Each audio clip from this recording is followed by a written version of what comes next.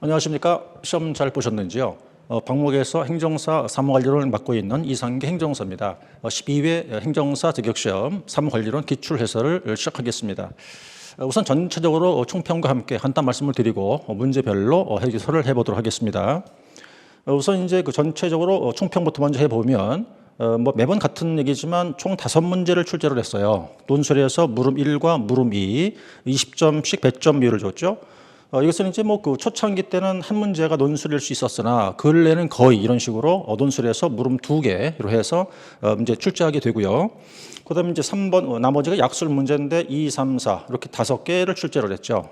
그리고 일단 이제 전체적으로 보면 그 난이도가 크게 높지는 않았다, 평이했다 이렇게 볼 수는 있을 거예요. 물론 이제 3번 문제를 일단 좀 말씀을 드리겠지만 3번 문제를 제외하면 나머지는 크게 어렵지 않았다라고 볼 수가 있어요. 물론 거기는 기출된 것도 있고 기출이 안 된 것도 있습니다만 문제 자체는 그 어려운 거는 아니었다 이렇게 보이고요. 분량도 그렇게 어렵거나 많은 분량이 아니었다고 보여지는데 다만 지금 많은 분들이 이제 느끼시겠지만 3번 문제가 좀 상당히 좀 난해하고 어려웠다고 봐야겠죠. 그 부분 설명드려 보겠습니다.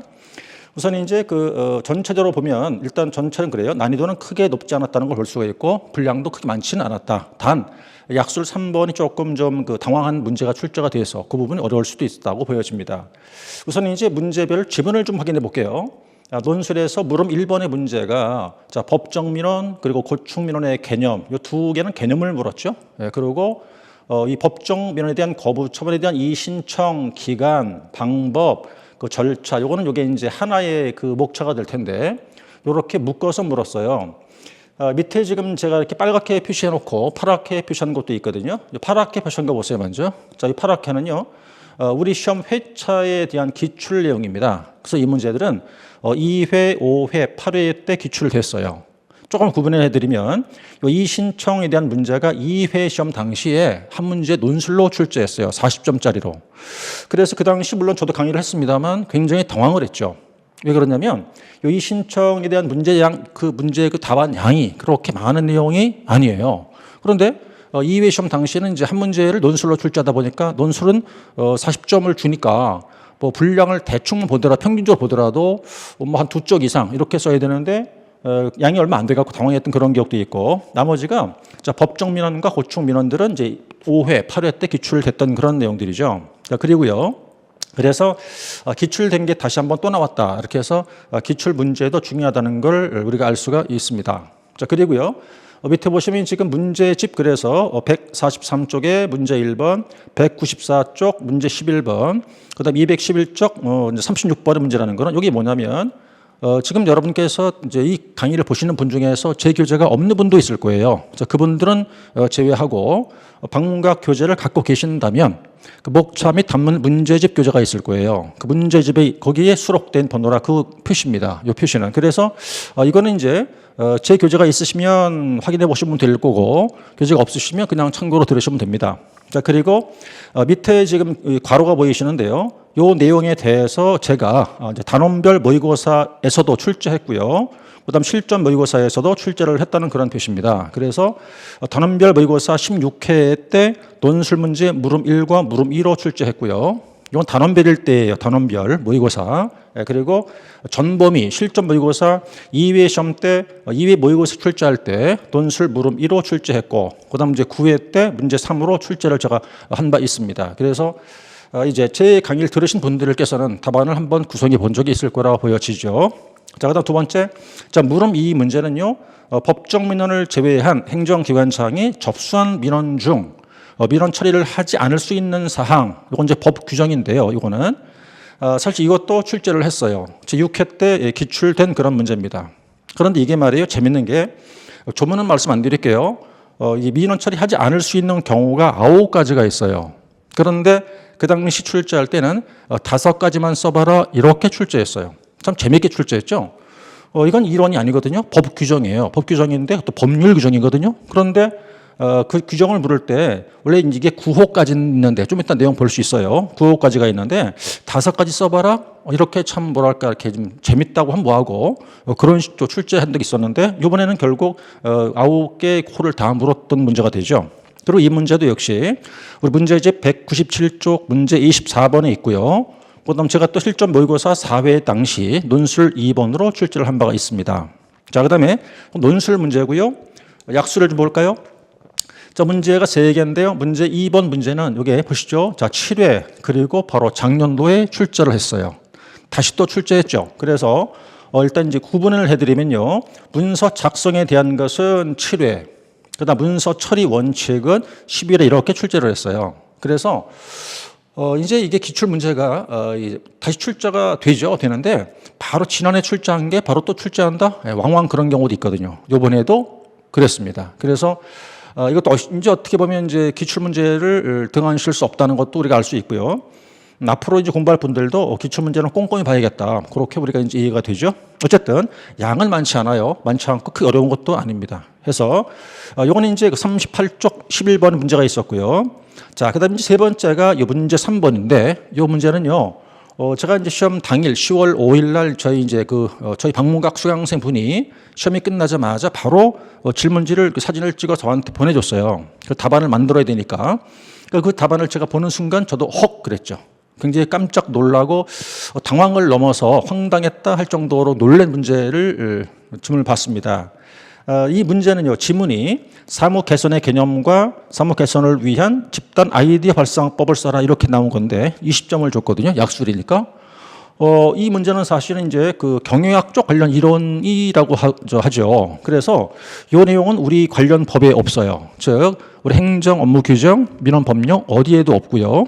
그리고 우리 기본서에도 그 내용이 없습니다. 사실 이제 물론 제가 1회 시험부터 강의를 했기 때문에 제가 제일 처음 사무관리론 교재를 만들었을 텐데요. 제 위에 없었으니까.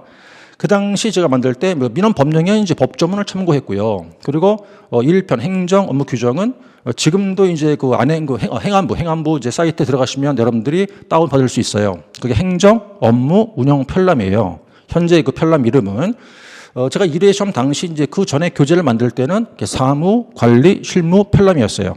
이제 그걸 토대로 만든 게 1편 내용이거든요. 물론 이건 관련 법령도 있고 또 이론도 있죠. 그러니까 지금 현재 우리가 쓰는 교재, 제가 만든 교재가 1편 내용이 아직도 행정업무의 운영 편람을 모태로 하고 있고요. 그다음 2편 민원 법령은 법을 받습니다. 그래서 그러다 보니까 이 관련된 내용이 이제 그 편람에도 전혀 없고요.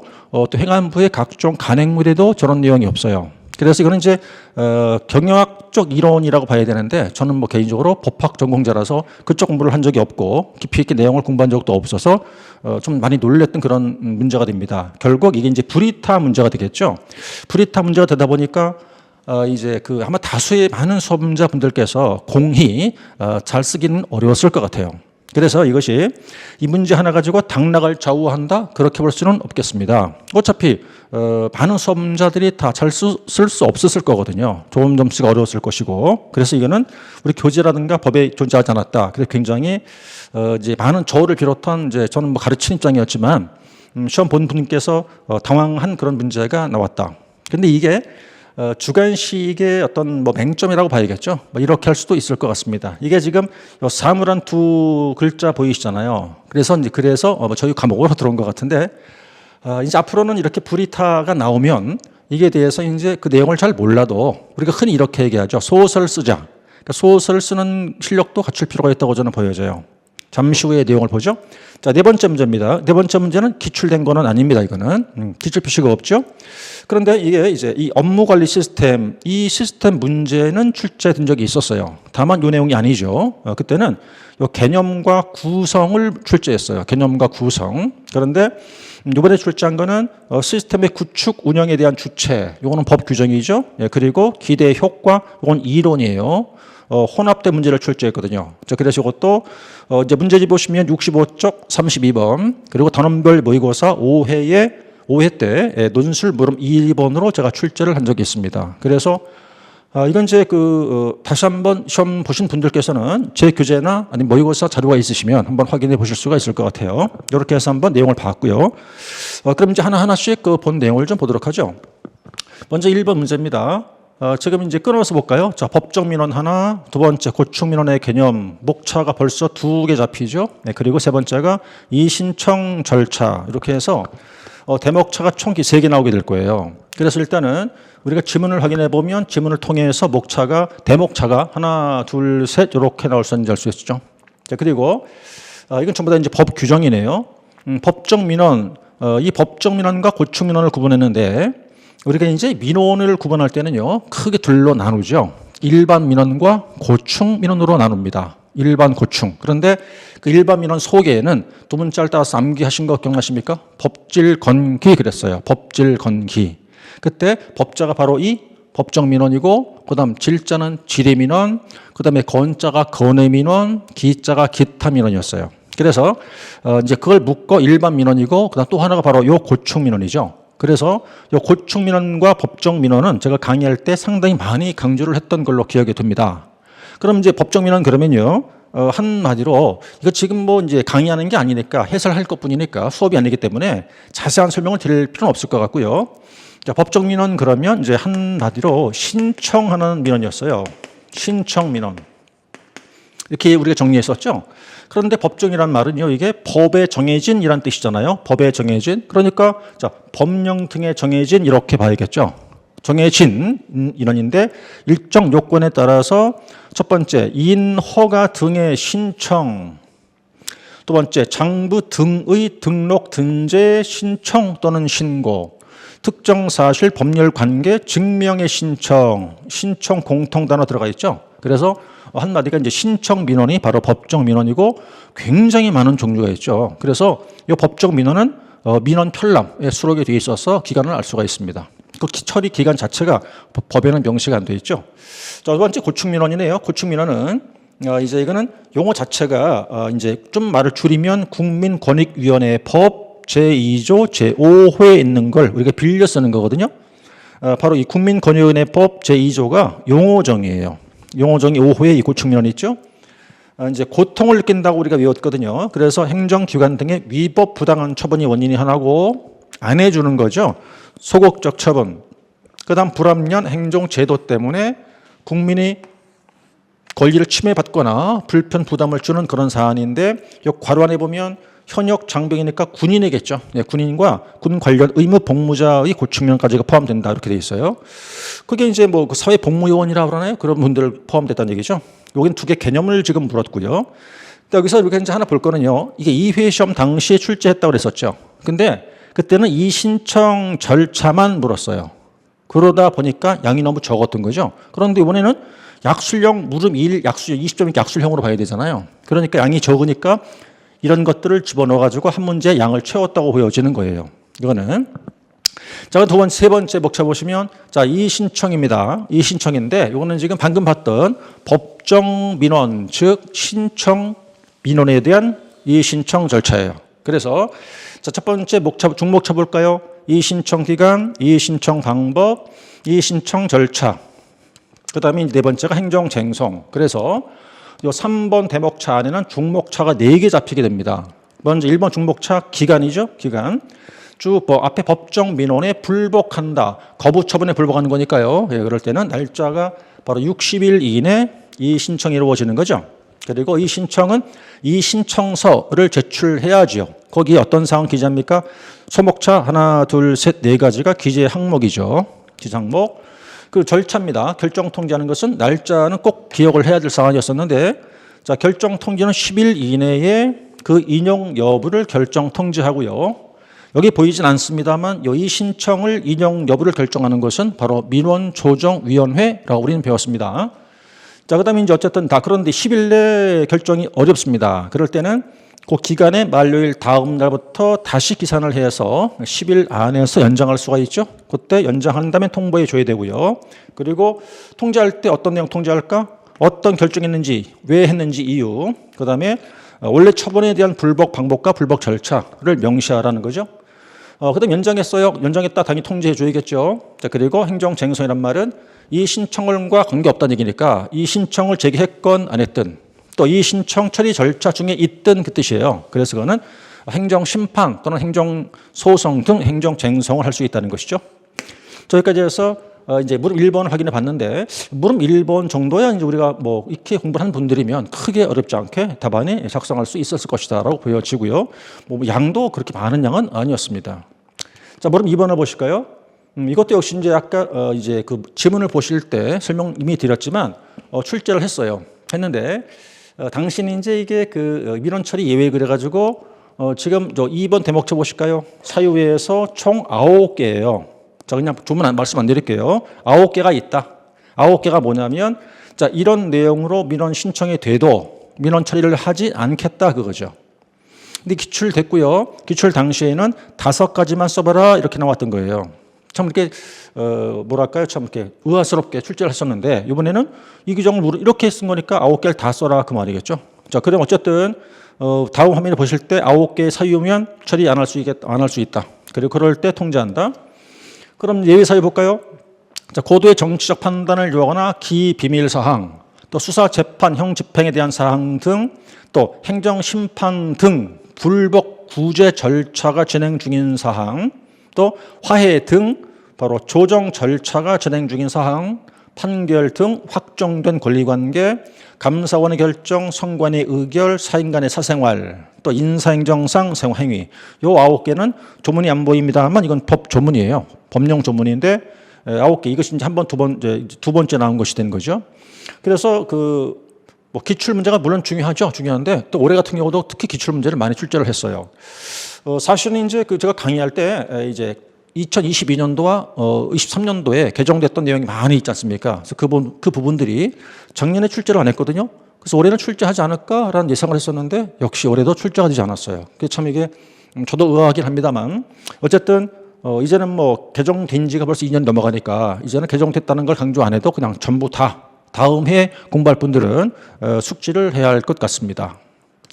자, 그다음에 이제 문제 약술 2번을 보도록 하시죠. 약술 2번의 문제가 문서 작성과 처리 원칙. 이게 양이 얼마 안 되거든요. 양이 얼마 안 되는데 지금 목차는 어차피 3개 나와야겠죠. 개념 하나 잡아야겠고요. 그다음 작성 원칙 2개 중목차 잡고 그다음 3번째 처리 원칙.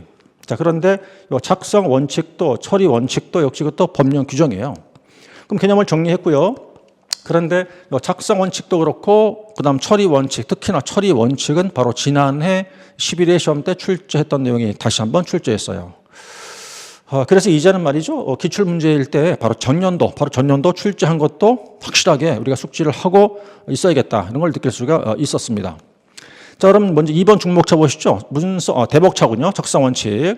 내용은 아주 간단한 거예요. 어문기본의 준수와 이해하기 쉬운 용어로 사용하라. 이런 거죠. 그래서 국어기본법상 어문기본 맞게 사용한다라든지 또 정확한 뜻을 적고 한자 등을 쓸 때 한글로 적어주라 그런 내용이고 그다음에 이거면 그거죠. 이제 길어 보입니다만 이해하기 쉽게 쉬운 용어로 사용하자. 이렇게 해서 내용을 볼 수 있고요.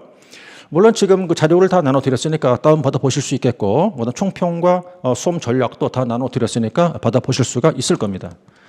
그다음 3번째 목차가 대목차가 처리 원칙인데요. 크게 2가지예요. 시스템상 처리하라 그리고 연결되어 있거든요. 전자문서로 처리하라. 어차피 시스템으로 처리가 되면 그게 곧 전자문서거든요. 그런데 이 내용이 바로 지난해 출제했거든요. 자, 어쨌든 그러면 이게 길어 보이지만 말을 좀 줄여볼게요. 자, 행정기관장은 문서의 이게 일생 사이클이죠. 기한부터 태어나서부터 출발해서 문서가 성립이 되고 시행이 되고 쭉 이어지는 과정.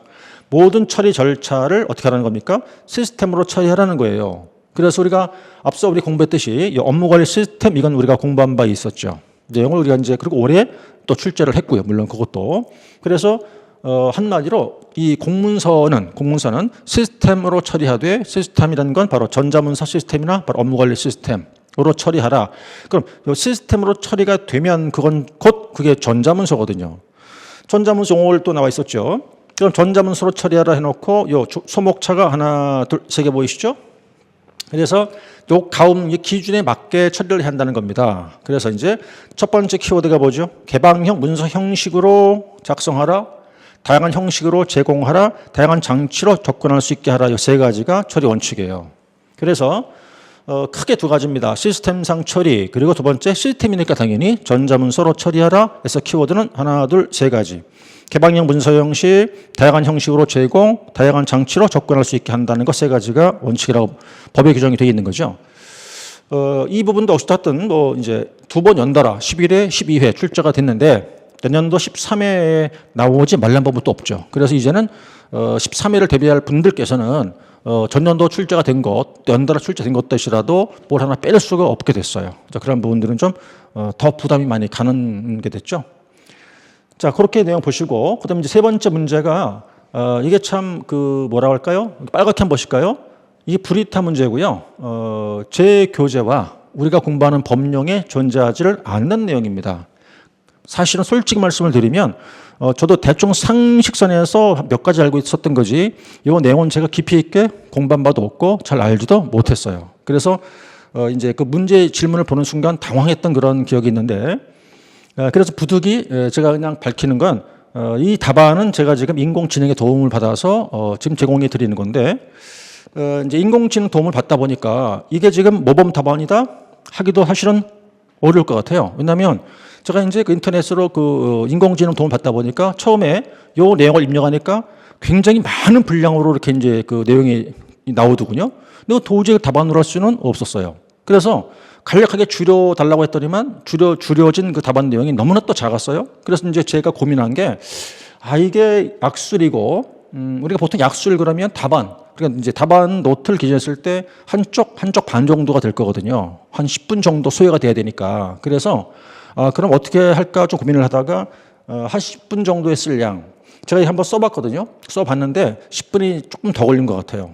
그 답안 노트를 써보니까 한 2쪽 넘게 나오더라고요. 그래서 제가 이제 1000자 정도로 줄여달라고 했더니만 줄여진 거거든요. 그래서 요 정도면은 이제 시간이 10분이 조금 넘어요. 넘고 답안 분량도 2쪽 정도가 나오는 양이던데, 그거는 다른 약술 문제가 양이 적은 게 있잖아요. 그래서 이제 예컨대 2번 이런 경우 같은 그런 경우잖아요. 그래서 그거를 이제 감안을 했죠. 감안해서 무조건 10분에 쓸 양을 만든 게 아니고, 다른 약술 문제가 좀 양이 적었으니까 전체가 50분을 주는 거니까 50분 넘지 않는 선에서 고민을 좀 해서 만든 답안인데, 이 답안을 제가 제공해 드리면서 이제 솔직히 말씀을 드리면 인공지능 도움 받았고요. 그리고 이게 이제 경영학 쪽 이론이라고는 하는데 그쪽 공부를 제가 해본 적도 없고 깊이 있게 알지를 못해서 그냥 일부 상식 정도밖에 없었던 건데 이 답안을 작성을 해봤습니다. 자, 이걸 느끼면서인지 뭘 느끼냐면, 이게 불이타고, 물론 이 한 문제 가지고 당락을 좌우한다? 그렇진 않을 거예요. 어차피 이 문제는 잘 쓴 분들은 많지 않을 것 같거든요. 혹시라도 그쪽 전공을 하신 분들이면 잘 쓸 수 있었을 게지만, 아니면 그쪽 상식이 많거나, 그런데 뭐 다수의 많은 분들께서 답안을 잘 구성하기는 좀 어렵지 않았을까라는 느낌이 들어요. 그래서 누구나 같은 조건이 아닌가라는 생각을 하는 거죠. 그리고 이제 그렇다면 이 한 문제가 예를 들어서 어떤 이제 특정인들한테 유리한 문제가 되거나 그렇다면 모르지만 보편적으로 좀 어렵지 않았을까? 보편적으로 좀 당황했을 것이고, 보편적으로 많은 분들이 답안을 작성하기가 어렵지 않았을까라는 생각을 해요. 그래서 이건 뭐 이제 우리 수험자분들 공이 좀 어려웠을 테니까 점수에 큰 영향을 미치지는 않을 것이다라고 생각이 되죠. 어쨌든 이런 문제 보면서 이제 앞으로는 이렇게 불이타 문제가 나오면 상식선에서 어떤 이제 우리 이렇게 얘기하잖아요. 소설 쓰자. 이렇게 소설이라도 잘 쓰게끔 하는 그 연습을 좀 해야 할 필요가 있을 것 같아요. 어쨌든 자, 그래서 이렇게 이제 사무의 개념을 한번 쭉 정리를 했고요. 그게 이제 집단적 아이디어 발상법이라고 그래가지고, 사실 저는 이 브레인스토밍 정도는 이제 알고 대충 상식에서 이제 알았던 내용인데, 그 이하 브레인 라이팅이라든가 나머지들 마인드에서 쭉 이어보니까 한 7가지가 이렇게 있더라고요. 이제 결합까지 이렇게 해서. 그래서 이런 내용들은 정말 죄송스러운 말씀을 드리면 사실은 이쪽은 제가 잘 깊이 있게 공부를 해본 적이 없어요. 그래서 그냥 저도 나름 이제 이렇게 AI들 도움 받아가지고 만들어 봤는데, 이걸 보여드리면서 이렇게 써야 됩니다 말씀을 드리기도 어렵고, 모범 답안이다 하기도 좀 어려울 것 같습니다. 그래서 이거는 저도 굉장히 궁금한데, 채점자께서 출제자께서 어떤 의도로 출제했는지와 채점할 때 어떤 기준이 채점 기준이 뭘까라는 게 참 궁금하긴 해요. 근데 물론 그걸 알 수는 없죠. 알 수 없고, 채점 기준 또는 이제 채점 답안 등을 발표할 일은 절대 없으니까 그런 부분을 갖다가 우리가 이제 항의를 하기도 좀 그럴 것 같고, 그게 주관식의 맹점인 거죠. 그래서 그 부분을 이렇게 걸고 넘어진다든지 하기는 어려울 것 같고요. 궁금하긴 해요. 궁금하고 어떤 기준이 있는지를 참 궁금한데, 궁금하다고 해서 그 부분을 알려달라 할 수도 없겠고, 해봤자 의미도 없을 것 같고 합니다. 이번 문제는 이렇게 한번 읽어보시기를 바라고요. 이제 이렇게 생각하시면 돼요. 이게 주관식이니까 이럴 수도 있다. 그리고 전혀 예상 못했던 문제가 나올 수도 있구나. 한 문제 정도는. 그리고 그 문제가 매해 나오지는 않을 거고 올해 같은 경우는 처음으로 이 문제는 전혀 예상 못한 게 나왔잖아요. 근데 사실 그간의 브리트라는 거는 우리 법안에 있는 그 내용 안에 있는 걸 출제했다고 봐야 되는데 이건 그게 아니죠. 그래서 더 당황을 넘어 황당하다 싶을 정도 문제인데 어쨌든 우리의 숙명일 수밖에 없겠죠. 그래서 하여튼 이것도 우리가 이제 하나의 배우는 계기가 됐다. 이렇게 저도 이제 시간이 되면 앞으로 이쪽 공부를 좀 하고 싶은 그런 욕심도 있습니다만 어쨌든 이 문제는 그 정도 보시고요. 한 번 더 말씀드리지만 이 문제는 누구나 보편적으로 힘들었을 테니까 점수에 크게 좌우되지는 않을 것이다 보여집니다. 물론 이 문제 때문에 평균이 조금 낮아질 수는 있을 거예요. 근데 거의 같이 낮아지는 거니까 장락에는 영향을 미치지 않는다고 봐야겠죠. 그렇게 이해하시면 되겠고요. 참 재미라고 보담도 궁금하긴 합니다. 어쨌든 자, 그렇게 말씀을 드리기로 하고요. 네 번째 마지막 문제를 좀 볼게요. 네 번째 문제는 이제 이게 이 업무 관리 시스템의 문제인데 이 업무 관리 시스템 문제는 딱 한 번 출제했어요. 출제했는데 회차는 뭐 중요한 게 아니니까 몇 번 나왔냐를 따져봐야지 몇 회 나왔느냐 그건 이제 중요한 게 아니잖아요. 그래서 한 번 출제했어요. 근데 그때는 이제 개념하고 시스템의 구성 기억나시나요? 구성 그러면 두 가지가 있죠. 과제 관리 카드와 두 번째가 문서 관리 카드. 그 구성 내용을 물었거든요. 그런데 이번엔 그게 아니라 이제 시스템의 구축 운영의 주체가 누구냐와 기대 효과를 물었던 거예요. 그러다 보니까 이제 두 번째 나오게 된 거죠. 이 시스템 관련 문제가. 그럼 업무 관리 시스템 그러면은 지금 보시다시피 업무 처리 모든 과정들을 두 개 그 프로그램이죠. 두 개 프로그램. 하나가 과제 관리 카드, 하나가 문서 관리 카드. 요 내용 우리가 수업할 때 많이 공부했고 내용 아실 거라 믿습니다. 구성까지 다 공부했었죠. 근데 그 카드를 이용해서 전자적으로 관리하는 시스템인데 뭐 양은 많지 않았어요. 지금 보시면 이제 개념, 구축, 운영의 주체, 기대 효과, 목차가 3개 나오죠. 이제 개념, 두 번째 구축, 운영의 주체, 그리고 이제 기대 효과 이렇게. 두 번째 구축, 운영의 주체. 이게 이제 법 규정이에요. 구축, 운영을 누가 하느냐의 문제인데 앞에 보니까 자, 행정기관장이 구축, 운영의 주체예요. 그런데 이건 총칭이고 좀 더 구체화시켜 본다면 누구냐 보니까 2번 중목차 중앙행정기관, 그다음 지자체, 지방교육행정기관의 장이 구축 운영할 수가 있죠.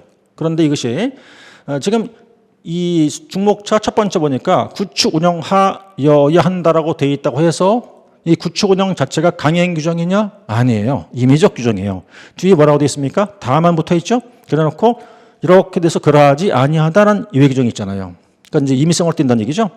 그래서 이제 2번 이렇게 연결 지으면 행정기관장을 분류한 거고요. 그리고 행안부 장관이 구축 운영을 지원하기 위한 주체가 되는 거죠. 그래서 구축 운영의 주체는 행정기관장, 구체화시킨 게 중목차 2번, 3번 중목차는 바로 지원의 주체. 이렇게 구분할 수 있어요. 법령 규정이죠. 그다음에 이제 기대 효과라는 거는 3가지가 있는데 지금 어떤 효과를 기대할까라는 거잖아요. 그런데 전부 다 1번 중목차가 못못에 대한 재고 높인다. 두 번째 못못에 대한 재고 높인다. 세 번째가 못못에 대한 재고 이렇게 돼 있어요. 재고 높인다는 의미잖아요. 그러니까 뭘 높일 수 있는 걸 기대한답니다. 높일 수 있는 걸 기대한대요. 그럼 뭘 높일 수 있느냐? 이건 제가 이제 강의하면서 목차를 외우십시오 그랬었어요. 그래서 첫 번째가 투명성, 책임성 제고, 품질 제고 해놓고 목차명만 정확히 외우자. 이건 이론이니까 조문이 아니지 않느냐. 그러니까 목차만 잘 외우면 된다. 그리고 이 문장들은 여러분들이 암기를 못했어도 이 목차 이름 갖고 말을 지어낼 수도 있다 이랬잖아요. 그리고 그런데 이 3번 목차는 좀 외우시자 해서 이거 두 문자를 땄던 거예요. 두 문자를 땄던 거죠. 두 문자가 자 신, 관, 그다음에 공, 분, 실, 효 이렇게 외우세요 했던 거예요. 신관, 공분, 실효. 그래서 한 글자 외우면 한 단어 기억난다. 한 단어 기억나면 문장 만들 수 있다 이랬죠. 이건 이론이에요. 지금 보시는 문장과 똑같이 만들어야 되나요? 아니죠. 아니죠. 키워드만 들어가면 되는 거죠. 키워드가 뭔가요? 자, 일단 어떤 걸 높일 수 있느냐? 네, 효율성을 높일 수가 있어요. 왜요? 빨리 일 처리가 되거든요. 그리고 하나의 시스템에서 관리할 수 있어요. 담당자끼리 그 내용을 긴밀한 공유할 수 있어요. 업무 내용들을 체계적으로 분류하고 등록할 수 있고요. 어떻게 처리가 되는지 실시간으로 확인이 가능해요. 그러니까 효율성이 높아지는 거죠. 이렇게. 자, 키워드를 넣고 문장 만들면 되는 것이지 이 칠판에 보이는 내용, 교재 내용이죠. 이대로 똑같이 쓸 필요까지는 없다는 그런 얘기죠. 그래서 그 얘기는 이런 내용이니까 목차와 키워드만 정확히 잡고 있으면 문장 만들 때 만들 수 있다 이렇게 보여집니다. 자, 이렇게 해서 이제 여기까지 가서 12회 시험에 대한 사무관리론 기출 문제 해설을 답안을 만들어 봤는데요. 이제 어차피 시험은 끝났죠. 끝났고 결과 아직 발표가 남았습니다만 어차피 이제 두 부류로 나눠지겠죠. 합격하신 분, 합격 못하신 분 이렇게. 그래서 앞으로 결과가 나타나겠죠. 결과를 봐야겠지만 합격하신 분들은 정말 진심으로 축하의 말씀을 미리 드리고 행정사 꽤 좋은 직업이에요. 한번 도전해 보시기 바라고요. 개척해 보시기 바랍니다. 그리고 안타깝게 안 되신 분들은 한 번 더 도전해 보시기를 권합니다. 괜찮거든요. 그리고 그도 해놓으신 게 있으니까 조금만 더 하시면 될 수 있을 거라고 보여져요. 이렇게 해서 이제 저도 올해 2024년도 모든 강의를 마치면서 물론 저도 내년에 계속 강의를 합니다만 저 나름 내년도는 더 공부하고 더 노력하고 더 많은 부분에 연구를 해야겠구나. 그리고 이제 제 강의하는 방식도 좀 많이 연구해서 좀 더 새롭게 이렇게 보여드리게끔 노력을 하려고 마음을 먹었습니다. 그래서 지금 한참 연습도 하고 있고 교재도 만들고 있거든요. 앞으로 제 강의를 들으시게 된 분들께 좀 더 달라진 모습, 좀 더 발전된 모습, 좀 더 나아진 모습으로 찾아뵙고 열심히 강의를 해보도록 하겠습니다. 그간 제 수업 들으신 분들 감사드리고요. 제 강의를 처음 들으시면 도움 되셨길 바랍니다. 자, 다음 기회에 뵙기를 바라겠습니다. 모두 건강하시고 행복하십시오. 감사합니다.